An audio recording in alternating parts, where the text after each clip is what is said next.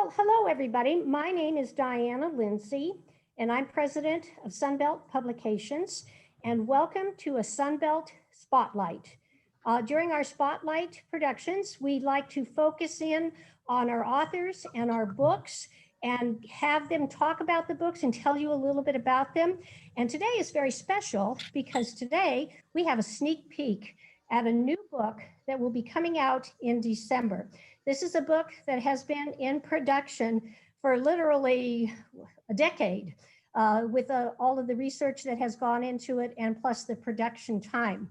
It's a book that focuses on the master basket weavers and their masterpiece baskets that are found today in major museums and private collections all over the United States. These baskets were created in a period that they call the Florescence or the flowering, which is from 1895 to about 1940. And that is during a period when tourism started to develop. There was a demand for creation of Indian baskets. And it was brought on by the expansion of the railroads into areas that were previously remote. Now people were in it and they were looking for souvenirs. So this is the period that this book has been focused on. The book was written by Meieran and Wayne Thompson and was edited by Dr. Garfinkel. And they'll be speaking during a brief slideshow telling you about them. Afterwards, we'll have a question and answer period, and feel free to ask them questions. You'll see a chat button. Just go in there, write down what questions you have, and then they'll be able to respond to your questions. The other thing I want to explain to you is that during this time period before the book actually arrives in our warehouse, we have a pre-publication special where you will be able to buy any of the editions of the book at 20% discount. So there is a soft cover, a hardcover, and a deluxe edition. This is the size of the hardcover and the softcover book. And then the deluxe edition comes in a special clamshell box where it is inside of here. And so that is the deluxe edition. So if you are interested in taking advantage of our pre-publication special, just contact Sunbelt, go to our website. There'll be information after the talk here that you can find out how to do that. So without further ado, I would like to introduce Dr. Garfinkel and Gene Meieran, and we're going to have the slide program and they'll be able to tell you a little bit about the book. Thank you, Diana. Pleasure.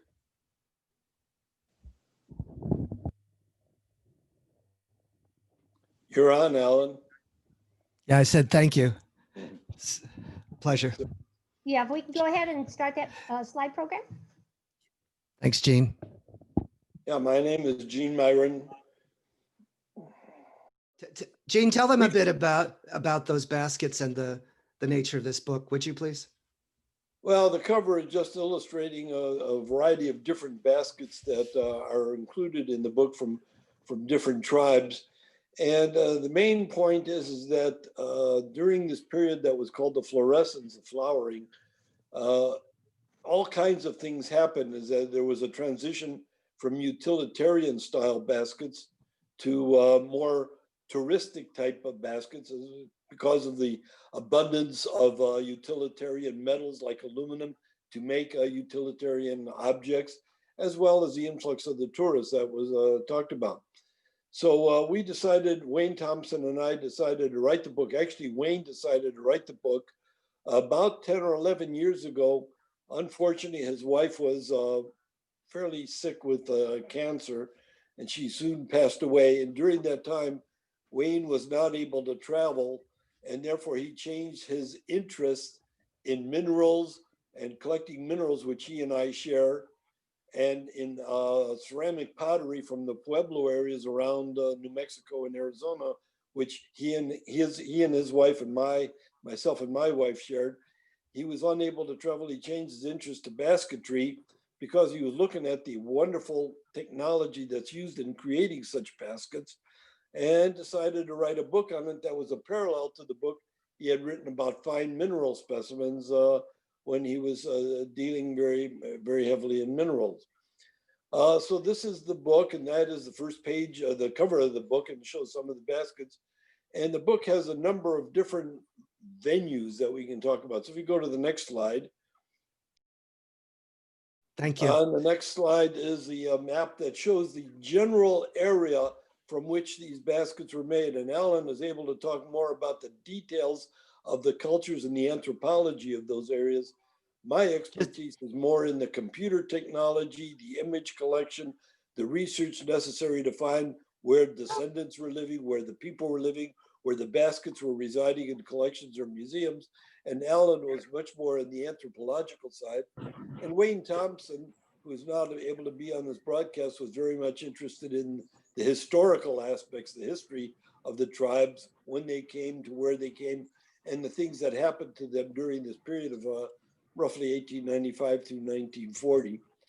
Make a point here is that the reason that this time frame was chosen is because of the wonderful nature, the technology of the fine weaving, the patterns, which Alan can talk more about, that all came together during that time period. And by 1940 or so, the main weavers of the time had all were either retired or stopped weaving or had passed away. And the art of the basket making had sort of went into decline, but it has, of course, been revived recently through things like the California Basket Weavers Association and other groups that are doing the thing. But that is the reason. So, Alan, do you want to talk a few minutes about the nature of the map? Just a quick soundbite. As you're well aware, in California, we have quite a remarkable diversity of indigenous cultures. Anthropologists call them ethnolinguistic groups. And this is a map that the anthropologists came up with to try to reconstruct circa 1880 or just thereabouts as to the territories and identities of the various Native American groups.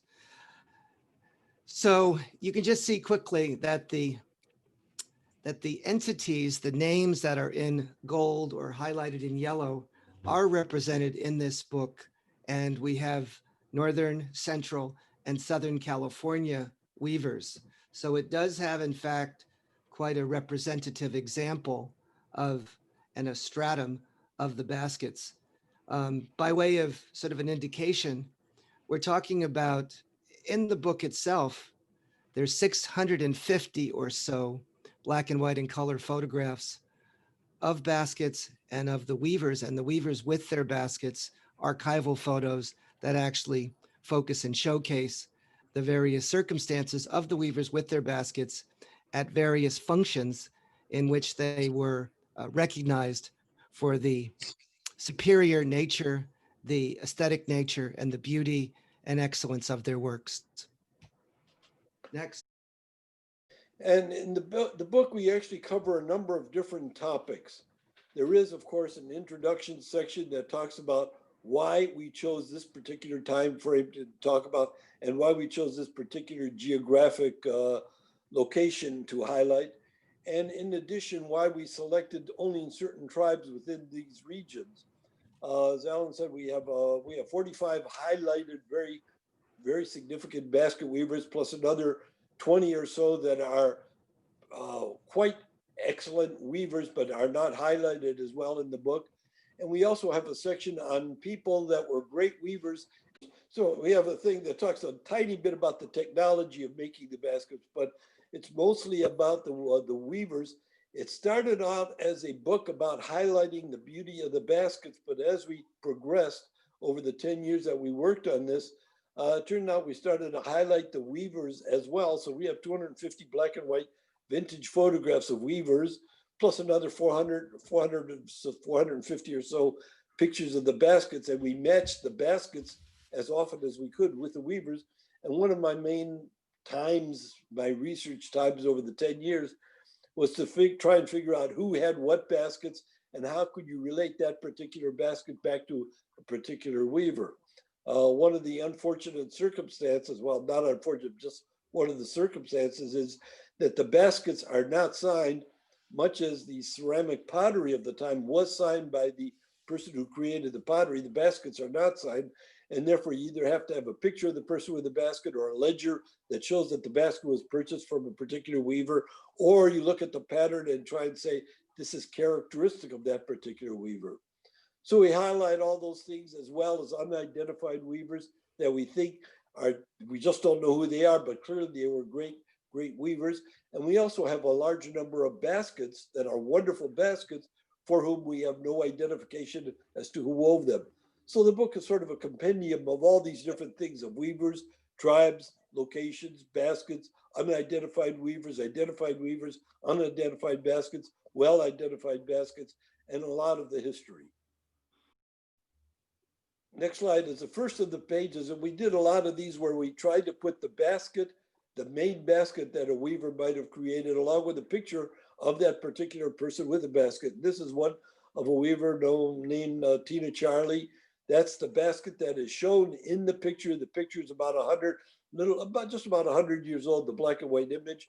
The basket picture is fairly modern, recent, and we took a lot, as I say, about 400 to 450 color photographs of baskets in museums, owned by collectors, owned by dealers, in university collections, in private individuals that just had them as decorative pieces and so forth. So it was quite a chore to try and find all these baskets and match them with the photographs. Let me jump in here. That's Tina Charlie, and she's at the Yosemite Indian Field Days in 1929. And I believe that she would be called a Kuzetica or Kuzedika Mono Indian. And I believe also in that picture is another famous basket weaver named Carrie Bethel or Bethel. Yeah, there are several, actually three famous weavers in there. And we do have the same picture, but different parts of that picture in other parts of the book, because these weavers were magnificent. They got together at these Indian Field Days, and you get a lot of wonderful pictures as a result. This is Mrs. Dick Francisco, Yokuts, and Alan can talk more about the particular type of basket in a moment. But this is one where we were able to find the basket that is shown in this really old picture of Mrs. Dick Francisco. She is very, very famous, and she made many, many baskets. And as a technologist, I used to work at Intel in the computer industry, so I appreciate technology. So the idea that one person could weave all of these wonderfully intricate, wonderful designs and create so many of them over a period of a limited number of years has always been, to me, an amazement. So this is one of Mrs. Dick Francisco and what's called a gambling tray. So Mrs. Dick Francisco was of the Yokuts tribe. They're Penutian. They live throughout the Central Valley of California. And these are Yokuts gambling trays. The native people would gamble, and it's a women's gambling activity. They would have walnuts, black walnuts that would be cut in two. The centers would be hollowed out. They would be filled with asphaltum. And then within those dice, as they turn out to be, they'd be embedded either olivella shell beads or abalone shell pieces. And when one rolled the dice, of which there was about anywhere from 8 to 12, depending upon if they were inverted or upside down, one would have a different value and be able to win. This gambling would go on for days, day and night. And it was a wonderful social function. It's a wonderful collaboration and a commemoration. And one of the main purposes of this book, in turn, was to be an homage or an acknowledgement of the native people, their intricacy, their brilliance, their aesthetic ability, and their technological sophistication. And as I talk to the experts who collect these baskets, the museums, etc., and they say without hyperbole that these California and Great Basin Native American baskets are some of the most beautiful, complicated, exquisite baskets in the world. Thank you. Yeah, just to add on to that, as I mentioned, Wayne Thompson and I and our wives were very interested in the Pueblo ceramic pottery that was made. So we both had collections of the pottery. And I know a lot of the ceramic artists, and Wayne knows a lot of the older history of the ceramic artists, the prehistoric pieces. But it turns out that as beautiful as these pottery pieces are, they could be made in the matter of days, weeks, or months. And what fascinated both Wayne and me is when you take these baskets, some of them took months, many months, to years, to even many years to make. And it is the fact that there was so much dedication to the gathering of the reeds, the splitting of the reeds, the weaving of the basket, preserving, and all this sort of stuff. That is what fascinated us about the basketry to distinguish it from the ceramic pottery. This is one where my expertise in the computer world became helpful because I was pretty good on the internet, and Wayne is not particularly literate on the computers.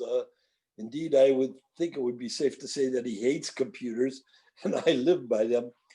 This is one of the famous pictures of a Washoe weaver, probably the most famous of all the weavers in the book, Louisa Kaiser, or Datsulali, as she was known. She also has an Indian named Debuda. And this is a famous picture, and she is surrounded by 9 baskets, 9 small baskets. We were able to collect pictures of 8 of these baskets. I'm not sure where the 9th basket is. It's the one next to her left foot. But we were able to find the 8 baskets. This is the first time that all these 8 baskets have been put together in an image, along with the original photograph of Datsulali.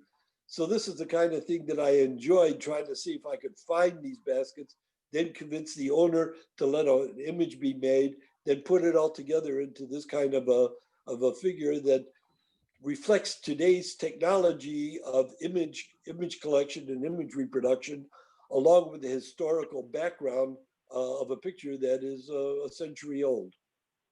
Datsulali was one of those rare examples of a Native American woman who had a patron or sponsor who allowed her the freedom and luxury of attending to her needs were taken care of financially, and she channeled her energies into the weaving of baskets. Most of these are the 3-rod and coiled baskets, and Datsulali, Louisa Kaiser, was known for the fineness, the number of stitches per inch that she was able to achieve, and the elegance and beauty of her artistic designs. Yeah, I'm gonna jump in here. I told him I wouldn't jump in, but I will.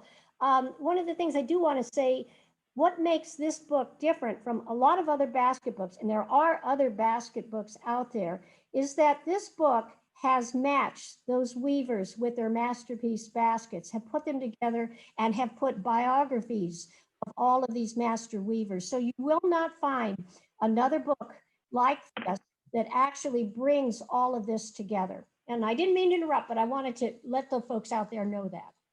Diana, that's very important, because when I came on board after about 7 or so years ago, I had noticed that the tremendous archival research that went into this, in terms of the places that were that the Native people were born, their families, and all the other associated elements of their lives, were at least showcased briefly and provided a background and a context to the nature of their lives.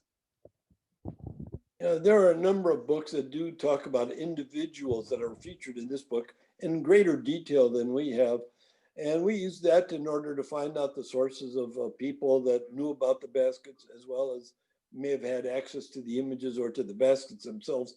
And I actually ended up visiting probably 24 museums, a great number of descendants of the weavers, various collectors, various dealers, going all over the place in order to see if we could use their basket for the book, and have to convince some of the people that were reluctant to show their baskets that this was going to be a book that was not just a pretty art book. It was not meant to be, page turner, turn a page, but it's to have more historical relevance to the fact that we really appreciated the artistry and the technology of the individual weavers.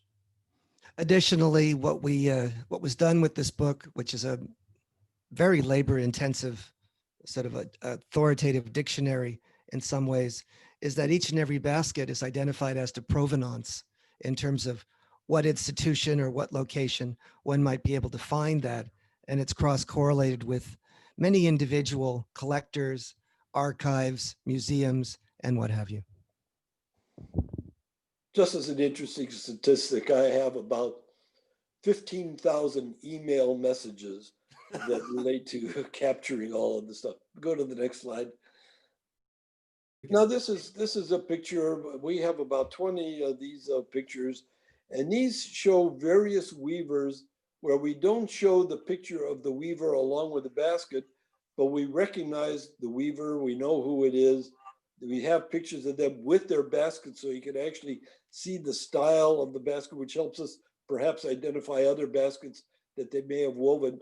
So we tried to identify, in addition to the 45 highlighted weavers, which represent 13 tribes, there are about 20 other weavers where we show who they are and show, at least in the black and white vintage photographs, illustrations of their work. For one of the Luiseno people that are online, at the bottom left is Esperanza Sobabish, who's Luiseno, and that image was captured in 1919. Thank you. In addition, and this was sort of an aggravating feature, as I would go to a museum or to a dealer or a collector, and I would see these wonderful baskets, and all of a sudden there'd be a basket there, and I'd say, "What is this?" And they'd say, "We don't know.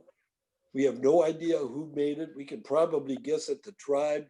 We could guess possibly at the weaver because of similarity to other baskets made. But we don't know exactly. But we wanted to show that there are a number of wonderful art pieces, much as like there is in the painting world, where you have a painting and say, "Oh, this is a Leonardo," or "This is a Rembrandt." And you don't know because it may or may not be signed, or it may have a signature that's missing, or whatever the reason is. We saw all these baskets and we thought that they were equally wonderful. So we have a large number of these, I guess there's around 20, 22 baskets where we thought that they were of the quality of the rest of the baskets in the book and they deserve to be in the book, but we may be able to guess at the tribe, but we have no idea of who the weaver is. The basket on the left-hand side in the center of the photograph is a very famous basket. We know it was done by a Kawayasu weaver. We do not know the name of that individual. It's called the Apostolic Basket. It has Christ and the 12 apostles on it, and it was part of the ceremonial nature at the San Gabriel mission. It sat there at the on the bima on the area and was considered part and parcel of the religious metaphor for that area. It is a famous basket, and indeed there's a book written about that particular basket. And the funny part of it is that I had heard of the basket. I did not know where it was at the time. And I was at the Museum of Anthropology in Berkeley, the Phoebe Hearst Museum. And I was talking to the anthropologist there, getting permission to use some of the other pictures in the book. And as I was walking around out, I noticed this glass case that was sort of hidden, an obscure glass case. And this basket was in the bottom. And I looked at it and said, "That is a really neat basket. Can I take a picture of it?" And when I took the picture of it, I sort of realized what it was. And then when Alan came on board, he looked at it and said, "Oh, that's that basket." He knew quite a bit about it. So that's one of those little stories that comes out as you're hunting around to take the images for baskets for the book.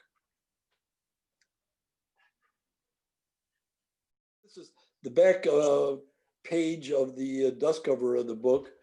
And it's a picture of a basket. This is one of the first baskets that caused Wayne Thompson, the co-author, to get into this. It's his basket. It's one of the finest baskets that has ever been produced. And the thing that we started to do, because Wayne was an expert in the history of the baskets, and I was an expert on the image of the baskets and so forth. But we really did not have the expertise of many of the world scholars that had been around. So I started hunting around for people that knew a lot more about this than I did, so we could learn about the things. And then these people turned out to be very helpful in the book, of correcting errors in the book, of making additions to the book as we did. And so these names that you see on this particular back page are those of some of the people that were really helpful in putting the book together, that come from academia, that come from museums, come from dealers and collectors. This is Carrie Bethel's basket. She's a Mono Lake Paiute in the Native American language. It's a Kuzetica or a Kuzadika Paiute. There at Mono Lake, it's on the eastern skirt of the Sierra Nevadas. It's in the county of Mono. And this was one of the baskets that was perhaps perceived and recognized at, I believe, Yosemite Days, the annual event where the leaders, the people that did the most prestigious baskets, were recognized. Just a comment about one of the things in the book. There are a variety of numbers of pictures attributed to the weavers. So in some cases, we have 1 or 2 baskets of masterpieces. In others, we have upwards of 50. So for example, this is Dick Francisco, who was so prolific. We have perhaps 40 baskets. Datsulali, we have perhaps the largest collection of the Datsulali baskets that I know of. She had, as Alan pointed out, she had a patron, so all of her baskets, almost all of her baskets were cataloged by an Alke number. We have probably 45 to 50 of her baskets in the book. We have Carrie Bethel and Lucy Tellis and Mary Sampson and all that. We have quite a few baskets. And in others, we have a relatively small number. It wasn't chosen so much by, oh, who's the most famous weaver of all, but really by the nature of the artistry of the basket and the prominence that they had within the art world as being an expert, rather than by the number of baskets made. As one example, Minnie Mike, who was the sister of Lucy Tellis, it's an amazing thing that she was a wonderful weaver, but she was employed elsewhere, so she was not able to spend the time weaving as her sister was. And therefore, she is less well known, but less well known in terms of the number of baskets, but is very well known in terms of skill and technology. I think that's it, isn't it? Yep. Yeah, let me go ahead and ask a couple of questions that have come up. One of them is, obviously, Gene and Wayne, you worked on this for years and years, and it realized at some point you needed to have an editor, and you shopped around for an editor. And Alan, at some point you were approached. What did you first think of this book, and why did you get involved, and why do you think it's so significant? Well, I was referred to, Wayne and Gene, from a basketry collector who's a colleague of mine, one of my patrons and one of my colleagues. And I was impressed by the sophistication and the rigor and the potential scholarship of this book, the amount of attention to detail that it had. I was passionately interested in basketry. It became an important part of one of my books in the past, the Handbook of the Kawayasu, that won the California Governor's Award.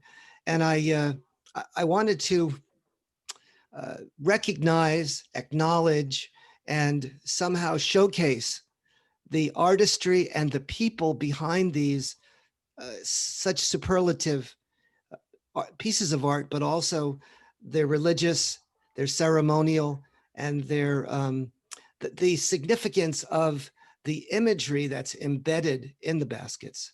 Does that make some sense, Diana? Yep, absolutely. And Rebecca, I'm sure we've had some questions come in on the chat session. Do you want to read a couple of the questions that they can answer from some of the viewers?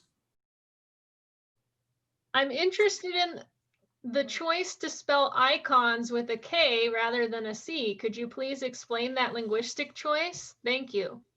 I'm deferring to Gene. I have to defer to Gene on that one.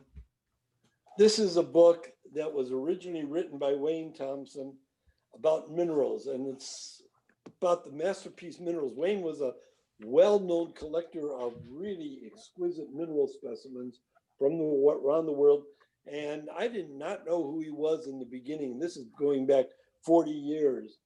And I met him in Tucson at the Tucson Gem and Mineral Show, and we became very great friends when I moved to Tucson, to Phoenix, from Silicon Valley, where I had been working.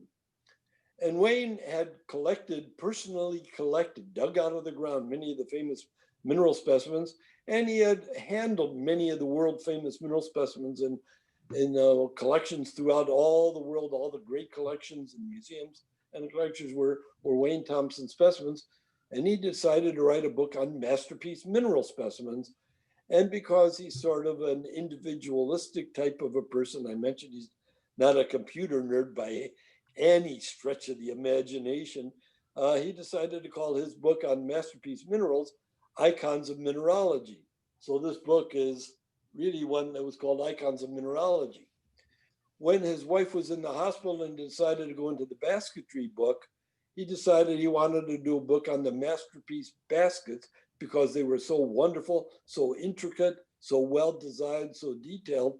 And he said, as long as I'm going to call it a book, and it's my book, I'm going to call it Icons with a K. And that was, he just happened to choose it. That was, you know, his statement of individuality. And then we decided to keep it. I came on board when he was limited in his ability to go and do the searching for the artifacts that we wanted to include in the book. So it's just pure artifact of the way that he wanted to name the book. Rebecca, you got another question? I noticed that some of the northern and coastal tribes are not represented with basketry specimens in your wonderful masterwork. Was basketry a common practice throughout what we know now as California? If so, is there any particular reason why some of the tribes are not represented? I know there were over 100 at contact. Thank you. The answer is yes, there is a specific reason why they were not included, and that is because as I was collecting images, I collected 27,000 images. And I knew that putting out a book with 27,000 images was not likely to take place. So Wayne and I decided on how much we could afford in terms of pages on the book.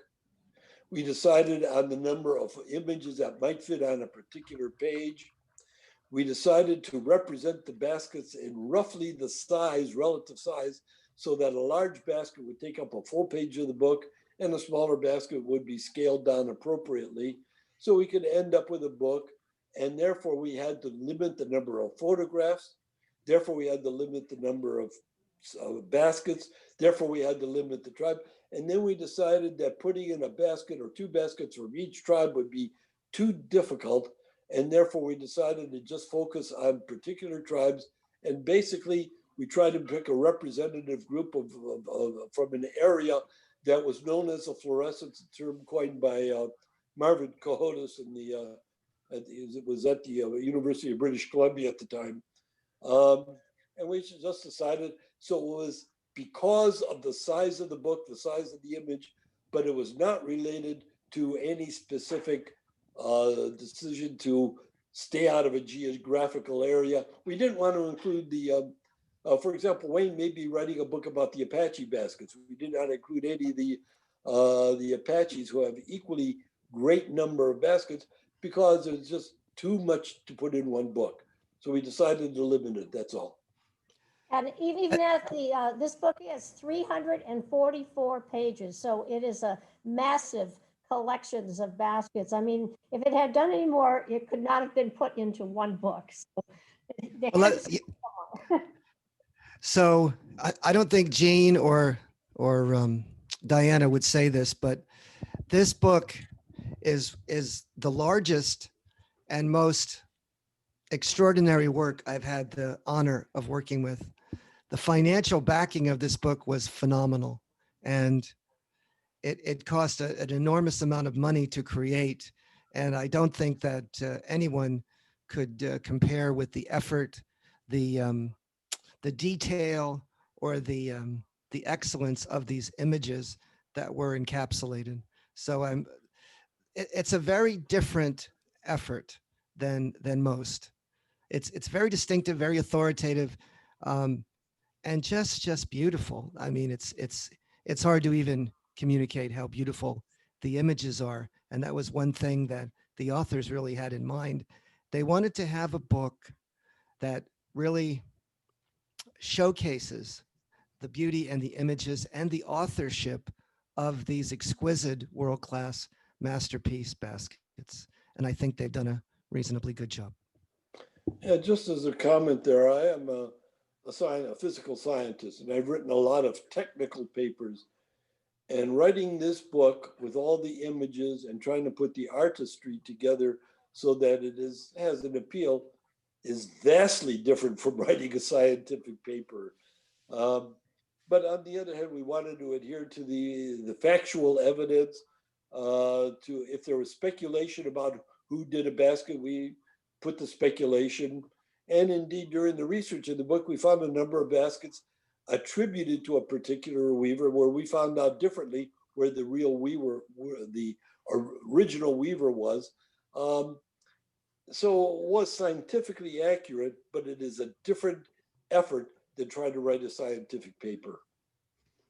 You know, one of the cool things is the expertise of Alan in rock art.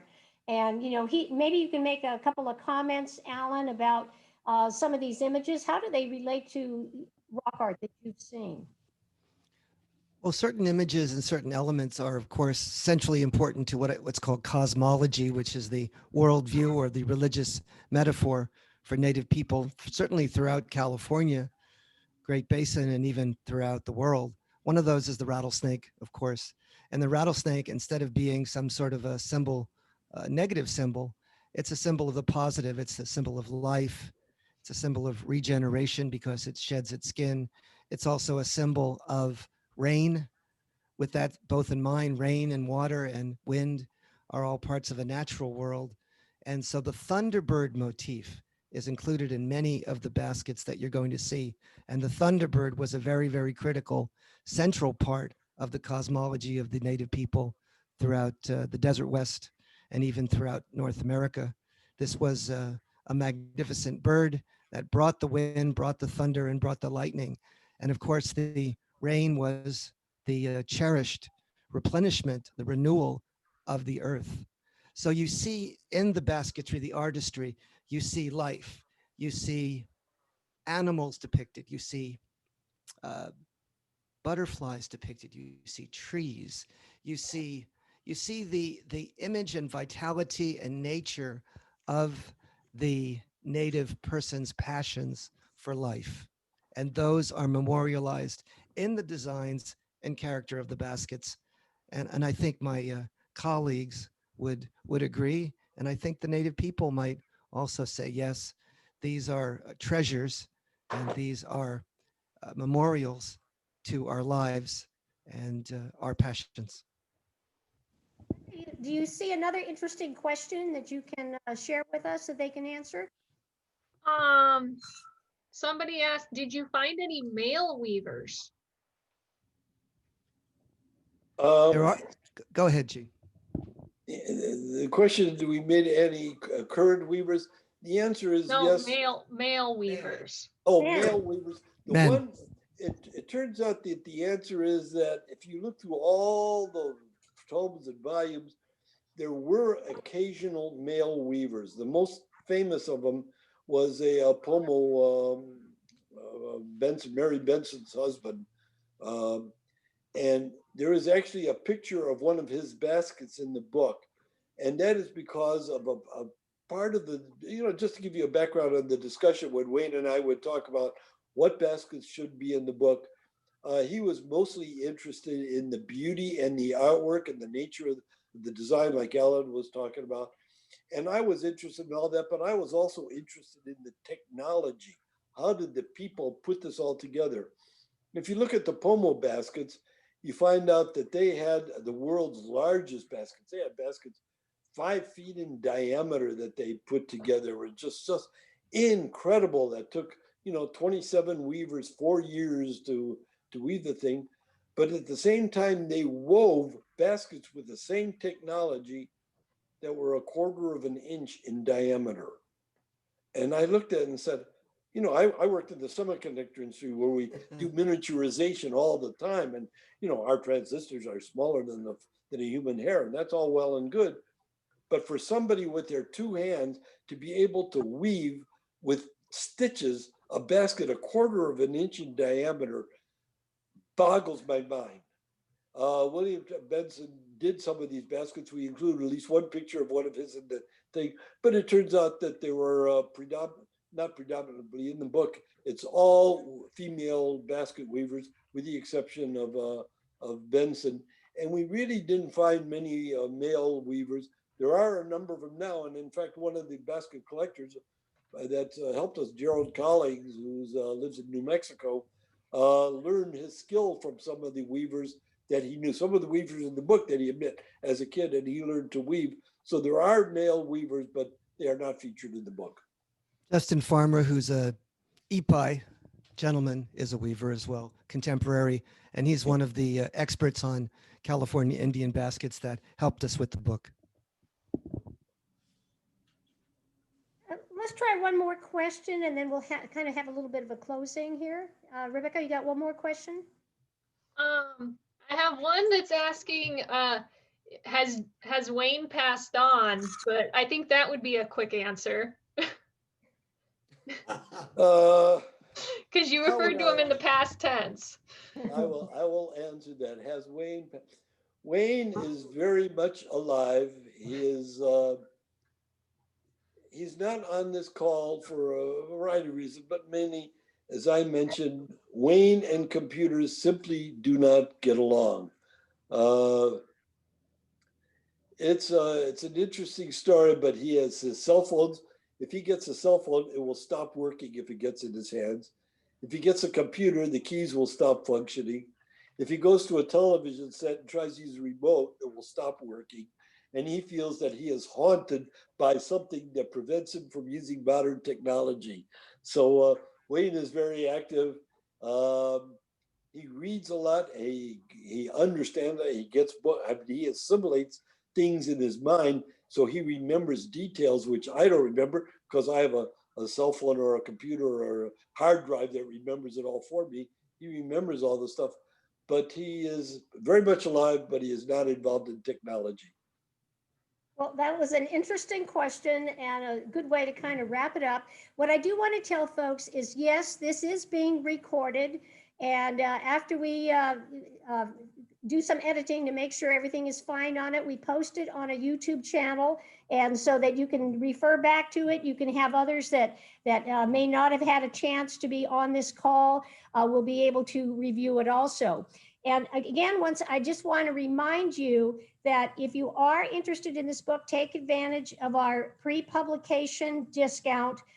It's 20% off on any of the editions. You can order online at the Sunbelt website. You can call us, but we just do that before December and take advantage of the discount price. Also, I want to mention that Alan will be doing another talk specifically in more detail, and he will have a guest collector on the program, and this will be on December the 11th. It's a Friday at 2 p.m. So if you want to make sure you don't miss any of our Sunbelt spotlights, be sure and sign up. We can let you know ahead of time when we do have a talk. And speaking about talks, we have a talk coming up on November the 12th, 1 p.m. on Thursday, and it's on Kumeyaay cosmology by Michael Connolly Miswich, who's a Kumeyaay, has written several books, and he's an absolute delight. So if you want to learn a little bit about Kumeyaay cosmology, please join us for that session. And then on November 19 at 1 p.m., also on a Thursday, we have a discussion on Kumeyaay ethnobotany. The Kumeyaay Nation was split between two countries, United States and Mexico. And so the author has worked for many, many decades with the Kumeyaay in Baja, collecting all this information. It's an absolutely gorgeous book, and he'll be able to talk to you about the use of plants and these wonderful people that he's had this association with for many years. So again, I want to thank you very much for joining us for the Sunbelt Spotlight. Be sure and let other Diana, people know about it. You got a question? Sure. Yeah, I just want to say, if any of the audience has questions or comments about what they have heard today, I would appreciate hearing, comments, criticism, corrections, whatever. And if they have other further questions in the future, please send them to Diana and she'll forward them to us and we'll do our best to answer them. And you'll add to my 27,000 million emails. I see that there are 22 comments on the chat session. Rebecca, please do capture all of those.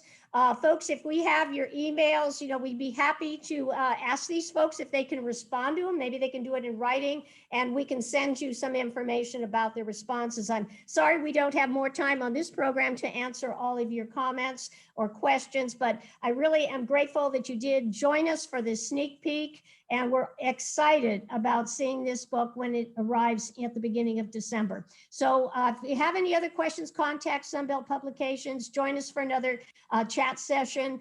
And thank you very much for joining us today.